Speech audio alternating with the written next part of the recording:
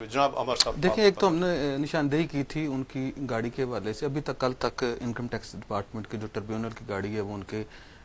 पास है और उसका पेट्रोल जो है वो भी सरकारी खजाने से ली जाए। दूसरी जो ये बात है कि जो उन्होंने कल अपने इंटरव्यू में कहा कि इंटाइटलमेंट होती है घर की, तो अब ये एक और कहानी निकल आई, उन्होंने खुद कर दी। वैसे इंटाइटलमेंट घर की होती है, गाड़ी की नहीं होती है। गाड़ी जो है उन्होंने वैसे रखी हुई है और उस महकमे की रखी हुई है जिससे उनका कोई तल्लुक वास्ता नहीं था। लेकिन जो घर वाली बात है राय साहब, हमने वो तहकीक की तो पता चला कि फ़हीम अब्बासी साहब ने 35 साल से सरकारी घर रखा हुआ था, जिसको शायद अभी भी होगा उनके पास। अब 35 साल में जो भी होता है सरकारी घर, जो बंदा सरकार का घर रखता है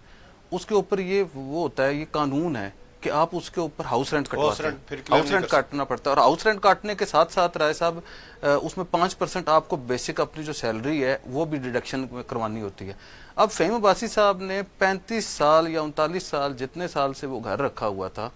उस घर की इन्होंने पूरी सरकार में एक दिन भी 1 रुपया भी इन्होंने अपनी तनख्वाह में से नहीं कटवाया और 1 महीने का भी हाउस रेंट इन्होंने नहीं कटवाया। नहीं, ये कैसे हो सकता है? जरा वहाँ कानून मौजूद है, कानून अच्छा उधर कानून नहीं, मैं बता रहा हूँ कि उनकी ये जब ग्रेड 21 में उनकी हुई तो ये ग्रेड 21 में जब गए तो इन्होंने सबसे अहम बात ये की कि इन्होंने 6 माह पहले जो है वो ग्रेड 21 की तनख्वाह लेनी शुरू कर दी और 6 माह बाद ऑर्डर हुआ, वो उन्होंने पुलिस वाले एजी ऑफिस भेजे और वो एक नई कहानी है कि जी वो ऐसे कर। तो ये जो है ना,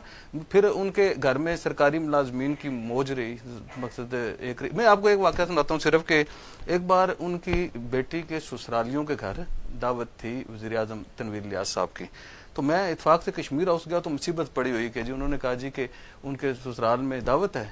कोई अवान साहब थे, पता नहीं क्या नाम था, तो उनके घर में वो दावत है तो पुलिस बैंड जो है उधर रिसीव करने के लिए जाए वज़ीर आज़म को किसी के जाती घर में। इसी तरह जो है जब ये घर बना रहे थे तो उस वक्त मैं आपको अंदाजा ही नहीं कि आज़ाद कश्मीर की जो पुलिस है उसके पास मिस्त्री मजदूर भी होते हैं। तो ये बहुत सारी बातें हैं। लेकिन अभी जो है मैं आपको बताऊं कि हम आते हैं इस पे जो उन्होंने इल्जाम लगाया उन्होंने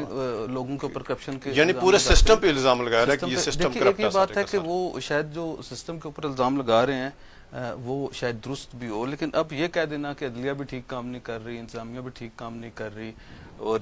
ये नहीं कर रहा, तो मैं अभी भी बताता हूँ कि ये इत्फाक से वो तो नहीं जवाब दे सके कि 37 साल 40 साल उन्होंने आज़ाद कश्मीर में पुलिस में क्या किया। लेकिन इसी पुलिस के जो इसमें वो अपने आप को समझते हैं कि अपने अलावा सारे लोग करप्ट हैं, मगर सिपाही से लेके एडिशनल आईजी जो भी उनके पीछे होगा वो समझते हैं कि सारे चोर हैं। उस पुलिस के साथ, इस कम वसाइल के साथ आज़ाद कश्मीर में क्राइम की रेशो पूरे पाकिस्तान में सबसे कम है और अभी भी अल्लाह के फजल करम से नहीं। मुझे सिर्फ आप ये बताना, अमर साहब को ज़रा तवील अरसा गुजारा फ़हीम अब्बासी साहब ने और आला पोस्ट में, यानी सबसे बड़ी यानी ओहदे से ये रिटायर्ड हैं जो आज़ाद कश्मीर की पुलिस हैं, तो इन्होंने क्या कोई रिफॉर्म्स लाई हैं? ये ज़ारे यूएन में भी रहे कि आज़ाद कश्मीर पुलिस में बेहतरी के लिए इनका कोई डॉक्यूमेंट मौजूद है, कोई रिफॉर्म्स है या कोई तहरीक पेश हुई है? देखिए, एक तो ये बात है कि वो काफ़ी अरसे से तो गैर फाल थे बतौर एडिशनल आईजी जब से ये बने हैं। या एक तो इनका ये इशू होता था कि जैसे जिस तरह कल वो प्रोग्राम में कह रहे थे कि वो मेरे साथ अमजद परवेज तहसीलदार था, इस तरह जनाब वाला वो कहते होते थे कि जी ये फयाज अब्बासी, एहसान खालिद कियानी, डॉक्टर लियाकत, आसिफ शाह साहब, ये सारे उनके बरखुरदार थे और उनके घर में रहते होते थे और उनके साथ कोई नहीं। हालांकि ये सारी दुनिया को पता है कि ये उनके साथ झगड़े, और ये सारी दुनिया कहते होते थे कि इसको मैं गिरफ्तार करूंगा अगर चेयरमैन साहब ब्यूरो लगूँ। इसी तरह उन्होंने ये तासर दिया कि जी उनकी बड़ी वो मिन्नत समाजत कर रहे हैं। पहले तनवीर वज़ीर आज़म फारूक हैदर साहब ने 6 बार कहा और फिर फारूक हैदर, ये तो फारूक हैदर साहब को बताना चाहिए ना कि वो बतौर वज़ीर आज़म उन्हें चेयरमैन साहब ब्यूरो लगाने की भी बात कर रहे हैं। उसके बाद जो है वो ये कह रहे थे कि जो उनके जानने वाले हैं उन्हें ना पकड़ा जाए और जो बाकी करप्ट हैं उन्हें पकड़ लिया जाए। या जैसे वो कह रहे थे कि तनवीर इलियास साहब ने उन्हें एक दिन रात को फ़ोन किया, अभी वो कह रहे थे कल भी उन्हें फ़ोन किया। दूसरी तरफ ये सूरत हाल है कि तनवीर इलियास साहब निजी महफिलों में कहते हैं कि वो मुझे बहुत ज़्यादा सिफारिशें कराते हैं और मेरे लिए बड़ा मसला है। और इसी तरह फारूक हैदर साहब खुद ये कहते होते थे कि मुझे शायद खाकान बाश साहब कहते हैं, वो कहते हैं। लेकिन मैं आपको बताऊं कि उनकी जो वो है ना, अब एक जो एडिशनल आईजी है ग्रेड 22 का जो बंदा है कि मैक्सिमम तो वो ग्रेड 21 में रहे, 21 के ऑफिसर की अभी भी तनख्वाह जो है वो 3 लाख रुपए के करीब बनती है। अब जो हमारे एडिशनल आईजी साहब और जिन्हें वज़ीर आज़म आज़ाद कश्मीर साहब ने वो लगाया है चेयरमैन अमल दरामद कमीशन, तो सिर्फ जो मैं देख रहा था, आज हम कुछ अदाद शुमार इकट्ठे कर रहे थे तो इब्तदाई जो मैंने चीज़ें देखी तो एक तो उनके जो एसेट्स हैं अब साल के 36 लाख रुपए तनख्वाह बन जाती है। اس طرح وہ یو این میں رہے ہیں، اور جب وہ جو لوگ یو این میں ابھی بھی ہیں نا، ابھی بھی ڈالروں میں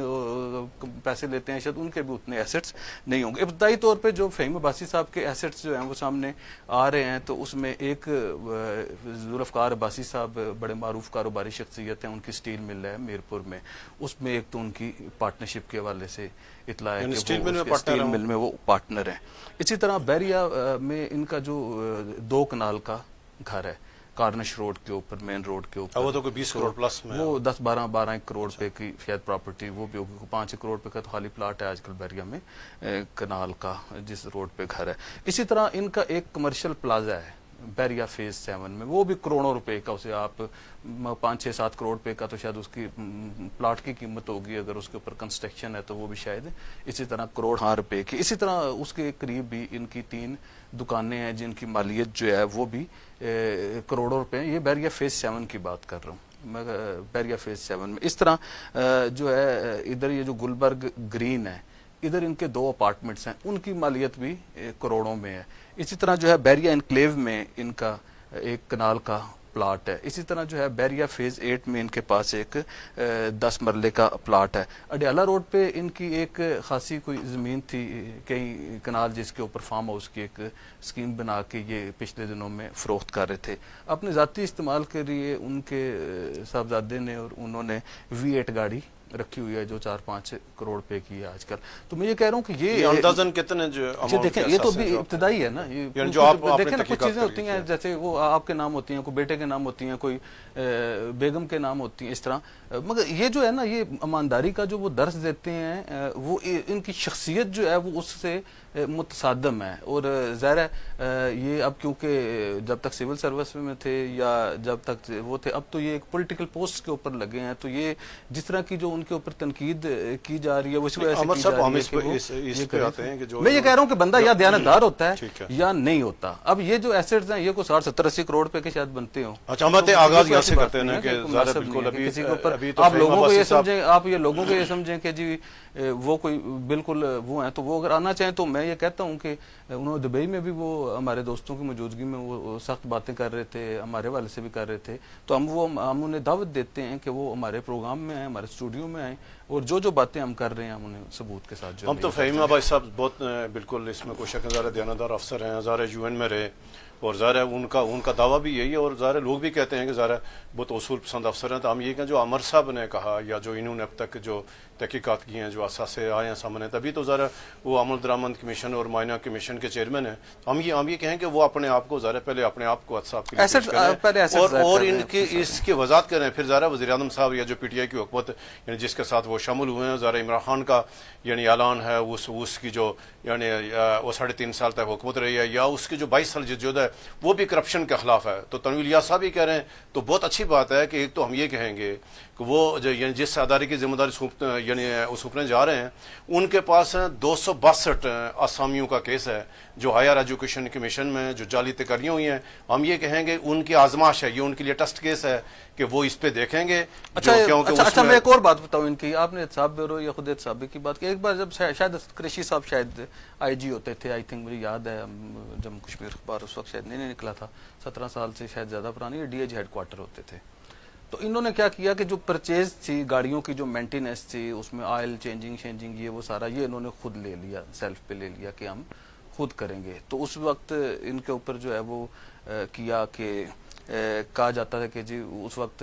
اس میں خاصے پیسے ضائع ہو گئے، اور اس وقت جو ہے وہ ابھی بھی زندہ موجود افسران ہیں جنہوں نے جا کے آئی جی کو کہا کہ آپ نہ کریں، وہ احتساب بیورو میں ان کے خلاف ریفرنس دائر کرنا چاہتے تھے۔ اس طرح ایک اور ہمارے بزرگ رہنما سردار سکندر یاد صاحب، اللہ تعالیٰ انہیں غریق رحمت کرے، تو انہوں نے بھی ایک بار ایک واقعہ سنایا کہ ایک بہت ہی اعلیٰ آفیسر ہیں، بہت ماندار دیانتدار بنتے ہیں، تو یہ 20-25 سال پہلے کوئی ملازم ان کے 36 لاکھ روپے لے کے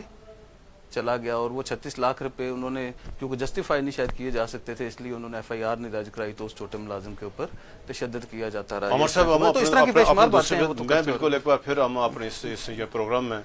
ذرا جو عامر صاحب نے موقف اپنایا، ذرا ہم جو فہیم عباسی صاحب کو پورا موقع دیں گے کہ وہاں آ کر اپنا موقف دیں، اور ذرا ان کو وضاحت بھی کرنی چاہیے، اور ان کو حق بھی حاصل ہے کہ جو ذرا ہم صافی ہیں، جو ہماری تحقیقات ہوتی ہے، ذرا اس میں غلطی بھی ہو سکتی ہے، کہیں جو ہمیں بتانا سوچ اس میں کہیں قومی کوتاہی بھی ہو سکتی ہے، تو ہمارا فورم فہیم عباسی صاحب کے لیے حاضر ہے، جب چاہیں آئیں، اور ہم بالکل آپ کو اسی طرح عامر صاحب جہاں بیٹھے ہیں فہیم عباسی صاحب کو بیٹھائیں گے، ہم ان کا موقع بھی ہم ناظرین